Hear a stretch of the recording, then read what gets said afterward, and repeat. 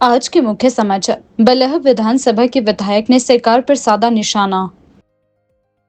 जयराम ठाकुर ने कहा कि एफआईआर में दूसरे अधिकारी का भी नाम शामिल किया जाए।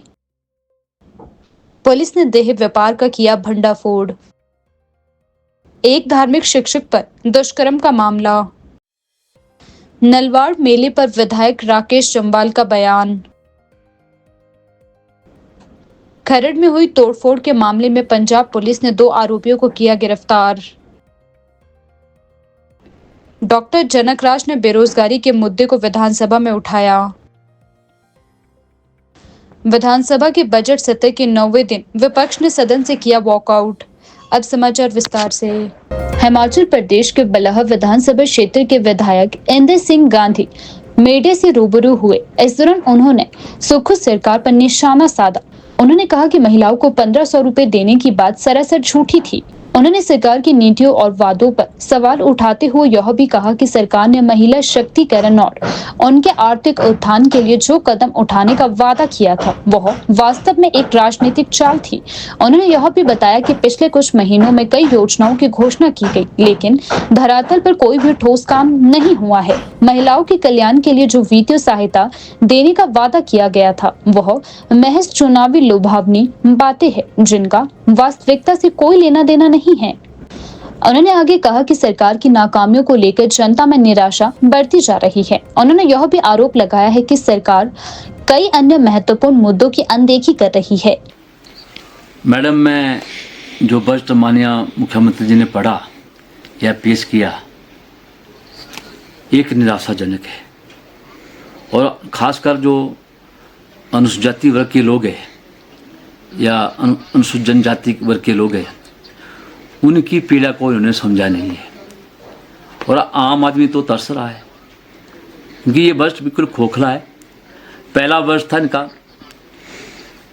चंद व्यवस्था प्रवर्तन, दूसरा वर्ष था इनका निर्व्यय, और तीसरा वर्ष था इनका चरणबद्ध तरीका। मैं तो माननीय मुख्यमंत्री से पूछना चाहता हूँ, ये जो चरणबद्ध तरीका कौन सा है, ताकि मैं आप सबके चरण छू सकूं और चरण छू कर मुझे कुछ मिल जाए। मेरे विधानसभा क्षेत्र में इन्होंने कुछ नहीं दिया है। एससी कंपोनेंट को काट दिया गया। जो पुल बने थे या भवन बने थे वो पूरे के पूरे जैसे माननीय पूर्व जयराम ठाकुर मुख्यमंत्री उनके समय चले थे, वो वैसे के वैसे वहाँ खड़े हैं। 2 साल से उस पर एक पत्थर नहीं लगा, एक सीमेंट की बोरी नहीं लगी। इस तरह का कार्य वर्तमान सरकार कर रही है। नंबर 2, जो बल में आज कानून व्यवस्था जो पनप रही है वो चरमरा गई है। मेरे विधानसभा क्षेत्र में 17 लड़कों ने मौत के घाट उतर गए क्योंकि चिट्टे के साथ कानून कुछ नहीं है, और जो कानून भी है शाम को उनको पकड़ते हैं, सुबह छोड़ देते हैं। इसके लिए सख्त कानून बने ताकि उनको जेल में रखा जाए और ताकि उनका प्रभाव भी सुरक्षित रहे। आज माँ बाप भी खुद पकड़ आ रहे हैं उनको। इस तरह की हालत बन चुकी है हमारे बल में और हिमाचल प्रदेश में। 17 लोगों का निधन होना एक चिंतनीय है, और आज एक घर में एक ही लड़का होता है। वो माँ बाप कहाँ जाए? लेकिन सरकार के सिर में कोई जूं नहीं रेंग रही है। आप देख रहे हैं अभी अभी जो नेगी है हमारे यहाँ, उनका देहांत हुआ है। 10 दिनों के बाद उनकी लाश मिली है। क्या कारण रहे होंगे कि उन्हें मौत का घाट जाना पड़ा? कि ये सरकार ऐसी आज से नहीं है, पहले से ऐसी सरकार है कांग्रेस की। ये अधिकारियों को, कर्मचारियों को टॉर्चर कराती है, और टॉर्चर करने वाले कौन व्यक्ति है? वो भी उसी दफ्तर के बड़े अधिकारी हैं। वहाँ और ये आज हिमाचल प्रदेश की गाड़ियों को, कितनी गाड़ियों को तोड़ दी गया। ऐसे ही आर्थिक स्थिति पर इसे टूटी हुई है। किस तरह की आर्थिक स्थिति हिमाचल प्रदेश में, कितनी बसों को तोड़ दिया। और अभी अभी आपने देखा कि एक पूर्व विधायक को गोली मार दी, लेकिन दोषी को अभी पकड़ नहीं गया। वो दोषी कौन है? क्या वो जमीन में धस गया या उड़ान भरकर चला गया? दोषी को पकड़ा जाता है, लेकिन कानून व्यवस्था ठीक हो। हर जगह कैमरे लगे हुए हैं, हर जगह व्यवस्था है, 4 लेन पे भी है और शहर में भी है, लेकिन ये सरकार निकम्मी सरकार है। भाजपा ने विमल नेगी की मृत्यु को लेकर कांग्रेस सरकार के खिलाफ मोर्चा खोल दिया है। आक्रमक को अपनाते हुए भाजपा ने नेता प्रतिपक्ष जयराम ठाकुर एवं भाजपा प्रदेश अध्यक्ष डॉक्टर राजीव बिंदल के नेतृत्व में हिमाचल के राज्यपाल शिव प्रताप शुक्ल को ज्ञापन सौंपा। भाजपा नेताओं ने राज्यपाल से मांग की है कि एक आईएएस अधिकारी की दूसरा आईएएस अधिकारी कैसे जांच कर सकता है। भाजपा ने राज्यपाल के समक्ष सीबीआई जांच की मांग भी रखी है। विमल नेगी की संदिग्ध परिस्थितियों में मौत हुई थी। वह चाहते हैं कि इस मामले की सीबीआई जांच की जाए। होने चाहिए, बिना दबाव के होने चाहिए, बिना प्रभाव के होने चाहिए और इसलिए ये जांच सीबीआई के माध्यम से करवाई जाए। और हमने उसी दिन कहा कि लोगों के भी बात रखेंगे आपकी बात को, तो उसी बात को ध्यान में रखते हुए आज हम राज्यपाल महोदय जी के समक्ष आकर के अपनी बात कहने के लिए आए थे। पार्टी के हमारे प्रदेश के अध्यक्ष डॉक्टर राजीव बिंदल जी और पूरा विधायक दल, हमने राज्यपाल महोदय जी को एक ज्ञापन दिया जिसमें परिवार की ओर से जो आग्रह किया था उसका भी हमने जिक्र किया कि सीबीआई की जांच मांगते हैं, सीबीआई की जांच हो। और उसके साथ साथ में जो फैक्ट्स हैं, जो बातें सुनने को आ रही हैं, जो चली हैं, ये कि दबाव और गलत काम के लिए दबाव, इन सारी बातों को लेकर के हमने राज्यपाल महोदय जी के सामने अपनी बात कही है और उनसे आग्रह किया है कि आप अपने कार्यालय का प्रभाव इस सारी चीज़ के लिए सुनिश्चित करें कि भी इसमें फेयर जांच हो और परिवार के लोगों का जिस प्रकार का मानना है उसके अनुरूप जो है वो उनको संतोष हो सके, उनको सेटिस्फैक्शन हो सके इन्वेस्टिगेशन की। सर, लॉ एंड ऑर्डर को लेकर के चर्चा हम पहले विधानसभा के अंदर कर चुके हैं, विधानसभा के बाहर भी कर चुके हैं। इस सिलसिले में मुझे सिर्फ इतना ही कहना है कि कानून व्यवस्था के नाम की तो कोई चीज़ रही नहीं है। गोलियां चल रही हैं, हत्या की प्रयास हो रहे हैं, हत्या हो रही है और नशे का प्रचलन जिस तरह से हिमाचल प्रदेश में पिछले कुछ अरसे में बहुत ज़्यादा बढ़ा है, वो सारी चीज़ें चिंता का विषय है। हिमाचल प्रदेश कांगड़ा जिले के पालमपुर में पुलिस ने देह व्यापार के मामले का खुलासा किया है। पुलिस ने लोअर मेंझा स्थित एक होटल में गुप्त सूचना के आधार पर छापा मारा और वहां से देह व्यापार में संलिप्त 2 महिलाओं को रेस्क्यू किया गया है। इस मामले में पुलिस ने होटल के संचालक समेत 3 आरोपियों को गिरफ्तार किया है। यह कार्यवाही पुलिस के लिए एक बड़ी सफलता मानी जा रही है क्योंकि यह देह व्यापार लंबे समय से इस होटल में चल रहा था। सूत्रों के अनुसार पुलिस को एक गुप्त सूचना मिली कि पालमपुर के लोअर मेंझा इलाके में स्थित एक होटल में देह व्यापार चल रहा है। इस सूचना के बाद पुलिस ने एक विशेष टीम गठित की और होटल की गतिविधियों पर निगरानी रखना शुरू कर दिया। पुलिस ने सुरक्षा और गोपनीयता बनाए रखते हुए होटल में छापा मारने की योजना बनाई और अंततः होटल में छापा मारा गया। होटल की छापेमारी के दौरान होटल से 2 महिलाएं रेस्क्यू की गई जिनसे देह व्यापार करवाया जा रहा था। रेस्क्यू की गई महिलाओं ने पुलिस को बताया कि उन्हें होटल के संचालक और उसके सहयोगियों द्वारा मजबूर किया जाता था। महिलाओं के बयान के आधार पर पुलिस ने होटल संचालक और 2 अन्य आरोपियों को गिरफ्तार कर लिया है। आरोपियों के खिलाफ देह व्यापार और महिला शोषण की धाराओं में मामला दर्ज कर लिया गया है और मामले की जाँच की जा रही है। इस घटना के बाद से पालमपुर क्षेत्र में पुलिस की कार्यवाही की सराहना भी की जा रही है। लोगों ने इस तरह के अवैध कार्यों के खिलाफ कड़ी कार्यवाही की आवश्यकता पर जोर दिया है और उम्मीद जताई है कि भविष्य में ऐसी गतिविधियों को रोकने के लिए प्रशासन और पुलिस द्वारा अधिक सख्त कदम उठाए जाए। हिमाचल प्रदेश विधानसभा के बजट सत्र के दौरान विधायक राकेश जम्वाल ने नलवाड़ मेले के महत्व पर अपने विचार साझा किए। मीडिया से रूबरू होते हुए उन्होंने कहा कि नलवाड़ मेला न केवल क्षेत्रीय सांस्कृतिक धरोहर है बल्कि यह स्थानीय आर्थिक गतिविधियों के लिए भी महत्वपूर्ण है। उन्होंने बताया कि इस मुद्दे को लेकर उन्होंने विधानसभा में उप मुख्यमंत्री मुकेश अग्निहोत्री और विधानसभा अध्यक्ष कुलदीप सिंह पठानिया से चर्चा की थी जिनसे उन्हें इस संबंध में आश्वासन मिला है। राकेश जम्वाल ने कहा कि सरकार इस मेले के आयोजन को बढ़ावा देने के लिए हर संभव कदम उठाएगी और जल्द ही इस पर कार्यवाही भी की जाएगी। सैकड़ों वर्षों से सुंदरनगर में नलवाड़ मेला मनाया जाता है और ये मेला राज्य स्तरीय है और एक समय में ये नलवाड़ मेला उत्तरी भारत का सबसे बड़ा मेला था और हमेशा इस मेले के उद्घाटन और समापन में हिमाचल सरकार के मुख्यमंत्री मंत्री दुर्भाग्यवश सुंदरनगर के इस राज्य स्तरीय नलवाड़ मेले का समारोह तो प्रदेश सरकार के मंत्री कर रहे हैं, लेकिन उद्घाटन 2 बार के हारे हुए कांग्रेस के नेता कर रहे हैं। आज इसी मुद्दे को मैंने विधानसभा के अंदर भी उठाया कि मेला किसी पार्टी का नहीं, किसी दल का नहीं है। ये वर्षों से मनाया जाने वाला मेला, इसकी गरिमा को बनाए रखना ये हिमाचल, वो उस राज्य स्तरीय नलवाड़ मेले का उद्घाटन कर रहा है और उस राज्य स्तरीय नलवाड़ मेला की कमेटी का अध्यक्ष वहाँ का एसडीएम रहता है। आज इसी मामले को मैंने विधानसभा के अंदर उठाया क्योंकि पिछले वर्ष उद्घाटन पट्टिकाओं पर भी जिन लोगों को लोकतंत्र में लोगों ने नकार दिया था, उन लोगों के नाम लिखना इस वर्तमान की व्यवस्था परिवर्तन वाली सरकार में शुरू हो गया था। लेकिन जब विधानसभा के अंदर बाद कहीं पर भी पूरे प्रदेश में उद्घाटन की पट्टिकाओं पर ऐसे नाम नहीं आए, लेकिन साथ में मुख्यमंत्री जी ने यह भी कहा था कि ऐसे किसी भी सरकारी समारोह कार्यक्रमों की अध्यक्षता ऐसे व्यक्ति नहीं करेंगे जो किसी संवैधानिक पद पर ना हो। और ये राज्य स्तरीय नलवाड़ मेला, मैंने आज सदन के अंदर भी कहा कि 40 चुने हुए विधायक कांग्रेस पार्टी के हैं। मुख्यमंत्री जी के साथ, उप मुख्यमंत्री जी के साथ मंत्रियों की संख्या 11 है। कोई व्यक्ति ठेस पहुंची है वहीं सुंदरनगर और साथ लगता क्षेत्र, क्योंकि ये मेला मात्र सुंदरनगर का नहीं, प्रदेश के कोने कोने से व्यापारी जो है उस मेले में आते हैं। इससे जनता की भावना आहत हुई है। पर्यटन नगरी मैक्लोडगंज में एक तिब्बती धार्मिक संस्थान चलाने वाले शिक्षक के खिलाफ एक अमेरिकी महिला ने दुष्कर्म का आरोप लगाया है। कांगड़ा पुलिस ने महिला की शिकायत के आधार पर पुलिस के खिलाफ महिला पुलिस थाना धर्मशाला में मामला दर्ज कर लिया है।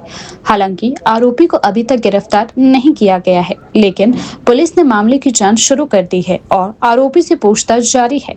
पुलिस के अनुसार शिकायतकर्ता महिला भारतीय मूल की अमेरिकी नागरिक है जो अक्टूबर 2023 में धर्मशाला आई थी। वह यहाँ बौद्ध दर्शन का अध्ययन करने के लिए आई थी और इस दौरान अपने पति के माध्यम से आरोपी तिब्बती अध्यापक से मिली थी। महिला के अनुसार नवंबर 2024 में जब वह बीमार हो गई तो आरोपी ने तंत्र विद्या के नाम पर उसके साथ दुष्कर्म किया। उस समय महिला का पति बोध गया हुआ था। महिला ने इस घटना के बारे में अपने पति को बताया, लेकिन बदनामी के डर से वह बीड़ में रहने लगे। महिला ने बताया कि हाल ही में जब वह दोबारा धर्मशाला आई तो उसे आरोपी की तरफ से धमकियां मिलने लगी, जिसके बाद उसने पुलिस में शिकायत दर्ज करवाई। पुलिस ने दोनों पक्षों को पूछताछ के लिए थाना बुलाया। एसपी कांगड़ा शालिनी अग्निहोत्री ने इस मामले की पुष्टि करते हुए कहा कि आरोपी तिब्बती अध्यापक के खिलाफ दुष्कर्म का मामला दर्ज कर लिया गया है और मामले की कार्यवाही की जा रही है। पुलिस अधिकारी ने यह भी बताया कि आरोपी के खिलाफ आरोपों की गंभीरता को ध्यान में रखते हुए जांच चल रही है और महिला की सुरक्षा के लिए सभी आवश्यक कदम उठाए जा रहे हैं। मामले की जांच के दौरान पुलिस आरोपी से पूछताछ कर रही है और जल्द ही मामले में और जानकारी सामने आने की संभावना भी जताई गई है। भाजपा के भरमौर से विधायक डॉक्टर जनक राज ने विधानसभा सदन में बेरोजगारी को लेकर सरकार पर कड़ी टिप्पणी की। उन्होंने कहा कि सरकार को बेरोजगारी के बढ़ते संकट पर गंभीर चिंता करनी चाहिए, क्योंकि लंबे समय से सरकार यह दावा कर रही है कि वह बेरोजगारी को खत्म करने और रोजगार प्रदान करने के लिए प्रयासरत है। डॉक्टर जनक राज ने यह भी आरोप लगाया कि सरकार की नीतियों में कोई भी स्पष्टता नहीं है और बेरोजगारी के आंकड़े दिन प्रतिदिन बढ़ते जा रहे हैं। उनका कहना है कि युवाओं को रोजगार के अवसर नहीं मिल रहे हैं और सरकार का दावा झूठा साबित हो रहा है। मैं चिंताजनक मानूं ना मानूं, इससे कोई फर्क नहीं पड़ता।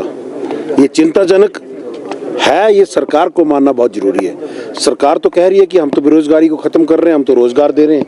हमने पिछले साल इतने लोगों को रोजगार दे दिया, इस साल इतने लोगों को रोजगार दे रहे हैं, तो ये दर क्यों बढ़ रही है?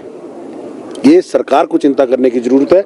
मैं आपकी जानकारी के लिए बता दूं, मेरे सवाल के जवाब में हिमाचल सरकार ने जो मुझे बताया है, हिमाचल में इस वक्त 6,32,505 लोग बेरोजगार हैं और बेरोजगारी की दर की अगर हम बात करें तो जो 21-22 के वर्ष में 4% थी, 22-23 में 4.4 हुई और 23-24 में ये 5.4 हुई। इस सरकार के गठन के बाद, व्यवस्था परिवर्तन होने के बाद हिमाचल प्रदेश में बेरोजगारी की दर में 1.5% की बढ़ोतरी हुई है और ये आंकड़ा केवल पंजीकृत बेरोजगारों का है। मतलब जिन लोगों ने रोजगार कार्यालय में रोजगार हेतु आवेदन किया है ये उनकी संख्या है। जिन लोगों ने आवेदन नहीं किया है वो इसमें शामिल नहीं है। तो लगभग हिमाचल की 10% पॉपुलेशन इस वक्त बेरोजगारी जैसी विकराल समस्या से जूझ रही है और ये हमारे सब के लिए, केवल सत्ताधारी दल के लिए नहीं, पूरे प्रदेश के लिए एक गंभीर चिंता का विषय है और हम लोगों को आत्ममंथन, आत्मचिंतन करने की जरूरत है कि हम ऐसा क्या करें हिमाचल प्रदेश में जिससे इससे लोगों को राहत मिले और गरीब व्यक्ति जो अपने पेट काट के अपने बच्चों को पढ़ाते हैं, लिखाते हैं इस उम्मीद से कि हमारा बच्चा कल को काबिल बनेगा, कुछ अच्छा पढ़ लिखेगा, कुछ अच्छा रोजगार प्राप्त कर लेगा, तो ये सब लोगों को चिंता करने वाली बात है और इसमें लोगों को किसी भ्रामक प्रचार में ना आकर तथ्यों के आधार पर जो है वो जवाबदेही तय करनी होगी। हिमाचल पथ परिवहन निगम HRTC की चंडीगढ़ हमीरपुर मार्ग पर चलने वाली बस में 18 मार्च को मोहाली जिले के खरड़ में हुई तोड़फोड़ के मामले में पंजाब पुलिस ने 2 आरोपियों को गिरफ्तार किया है। इस घटना के दौरान अज्ञात व्यक्तियों ने लाठी डंडों से बस पर हमला किया था, जिसके परिणाम स्वरूप बस की खिड़कियां तक टूट चुकी थी। पंजाब पुलिस की टीम ने इस मामले में कार्यवाही करते हुए दोनों आरोपियों को ढूंढ निकाला है और उन्हें गिरफ्तार भी कर लिया गया है। गिरफ्तार किए गए आरोपियों में गगनदीप सिंह, जसबीर सिंह के पुत्र निवासी मुकतसर साहिब और हरदीप सिंह, नरेंद्र पाल सिंह के पुत्र निवासी भट्टा साहिब रोपड़ शामिल है।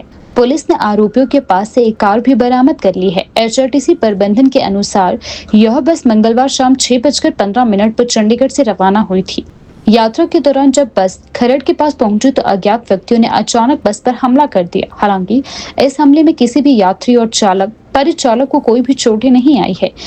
घटना के बाद हिमाचल प्रदेश पुलिस मुख्यालय ने इस मामले को लेकर पंजाब के विशेष पुलिस महानिदेशक कानून एवं व्यवस्था से संपर्क किया ताकि मामले का समाधान किया जा सके। परिणाम स्वरूप हिमाचल पथ परिवहन निगम की हमीरपुर यूनिट की बस पर पंजाब के मोहाली के पास खरड़ में हुई तोड़फोड़ के मामले में FIR दर्ज की गई थी। मामले की जांच SAS नगर पुलिस मोहाली की ओर से की जा रही है। हमलावरों ने अपनी कार की नंबर प्लेट पर कागज लगाकर अपनी पहचान छुपाने का प्रयास किया था, जिससे कि उनकी पहचान करना मुश्किल हो रहा था। घटना के तुरंत बाद एक यात्री ने खरड़ सिटी पुलिस स्टेशन में सूचना दी थी, जिसके बाद पुलिस ने कार्यवाही करते हुए बस को मौके से हटवाया और जांच प्रारंभ की। अब इस मामले में 2 आरोपियों को गिरफ्तार कर लिया गया है।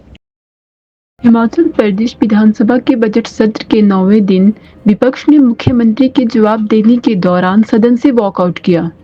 कार्यवाही के दौरान सत्ता पक्ष और विपक्ष के बीच तीखी नोकझोंक देखने को मिली। विपक्ष का आरोप था कि उनकी बातों को गंभीरता से नहीं लिया जा रहा, जिसके चलते उन्होंने सदन से बाहर जाने का फैसला लिया। झूठे आंकड़े नहीं चलेंगे, नहीं चलेंगे, नहीं चलेंगे। ठगों की सरकार को भेजो हरिद्वार को, ठगों की सरकार को भेजो हरिद्वार को।